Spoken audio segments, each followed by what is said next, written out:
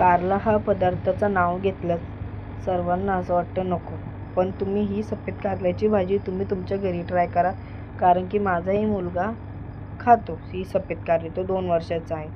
आणि सर्वात अगोदर तुम्ही तुमच्या बाजारात जाऊन तुम्ही अशी कारले आणा आणि मी कशी कटिंग केल्या ते तुम्ही तशी कटिंग करा, किंवा गोल तुम्हाला कटिंग करायचं तर गोल करा. आणि कटिंग करून झाल्यानंतर आपण मीठ टाकायचं आणि त्यातलं पाणी सर्व काढून घ्यायचं आपल्याला. तुम्ही बघू शकता मी पाणी पूर्णपणे काढून घेतलेलं आणि 3 कांदे घेतलेले आहेत.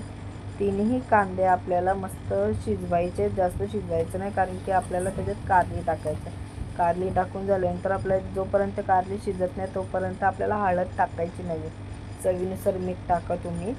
आणि तुम्ही बघू शकता आपली कारली शिजून झाल्यात. त्याच्यानंतर मी त्याच्यात हळद टाकलेली आहे. हळद टाकून झाल्यानंतर आपली कारल्याची भाजी रेडी आहे. अशाच नवनवीन व्हिडिओंसाठी आपल्या चॅनल